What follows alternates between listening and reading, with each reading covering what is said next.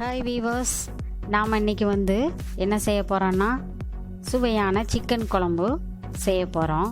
அதுக்கு ஒரு கடாய் அடுப்பில் வச்சுட்டு 2 ஸ்பூன் எண்ணெய் ஊற்றுறோங்க. எண்ணெய் ஊற்றிட்டு எண்ணெய் காயட்டும். காஞ்சதுக்கப்புறம் 4 பட்டை போடுறாங்க.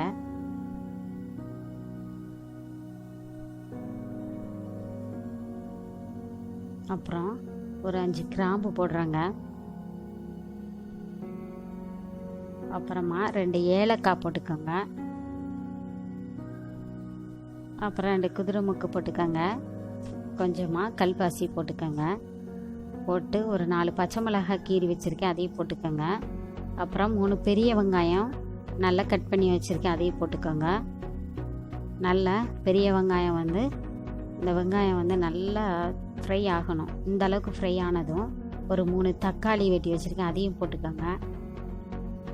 போட்டு நல்லா வதக்கிக்கோங்க. அது வதங்குறதுக்கு தேவையான உப்பு போட்டுக்கோங்க. கல் உப்பு தான் நான் போடுறேன். நல்லா அப்படி வதங்கி வந்ததும் அதில் ஒரு 1.5 ஸ்பூன் இஞ்சி பூண்டு பேஸ்ட்டு போட்டுக்கோங்க. நல்லா பச்சை வாசனை போகிற வரைக்கும் நல்லா வதக்கிக்கோங்க. அப்புறமா ஒரு 1/4 ஸ்பூன் மஞ்சள் தூள் போடுறேங்க. அப்புறமா ஒரு 1.5 ஸ்பூன் மிளகாய்த்தூள். இங்கே காரத்துக்கு தேவையான மிளகாய்த்தூள் போட்டுக்கோங்க. காரம் ஜாஸ்தி வேணுன்னா நிறையா போட்டுக்கோங்க. அப்புறம் தனியாத்தூள் போடுறேங்க. தனியாத்தூள் ஒரு 6 ஸ்பூன் போடுறேங்க.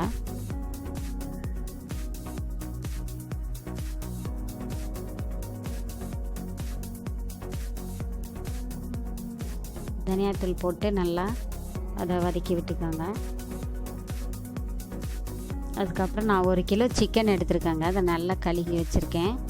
அதையும் இதோடு போட்டு மிக்ஸ் பண்ணிக்கோங்க.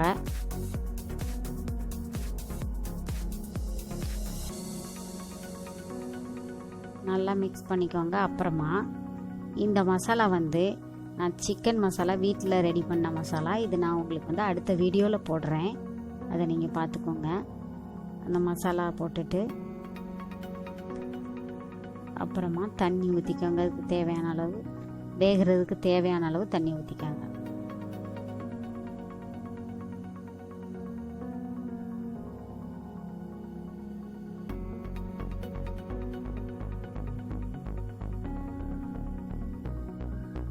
நல்லா கிளறி விட்டுட்டு அந்த குழம்புக்கு தேவையான உப்பு போட்டுக்கோங்க.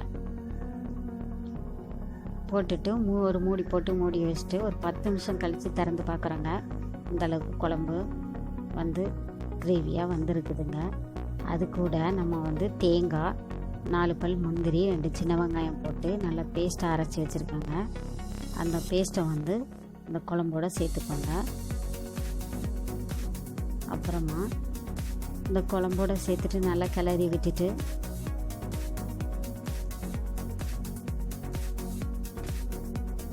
நல்லா கிளறி விட்டுருங்க. அப்புறம் மூடி போட்டு ஒரு 10 நிமிஷம் கழித்து திறந்து பாருங்கள். இந்தளவுக்கு குழம்பு ரெடி ஆயிடுச்சுங்க. அதில் மல்லித்தூள் போட்டு உங்களுக்கு இன்னும் திக்காக வேணும்னா நீங்கள் அடுப்பில் வச்சுட்டு இன்னும் கொஞ்சம் திக்காக கூட வச்சுக்கலாம். இந்த அளவுக்கு வேணும்னா ஆஃப் பண்ணிக்கலாம். எனக்கு இந்த அளவுக்கு போதுமானது, அதனால் நான் ஆஃப் பண்ணிக்கிட்டேன். அவ்வளோதாங்க, சிக்கன் குழம்பு ரெடி ஆயிடுச்சு.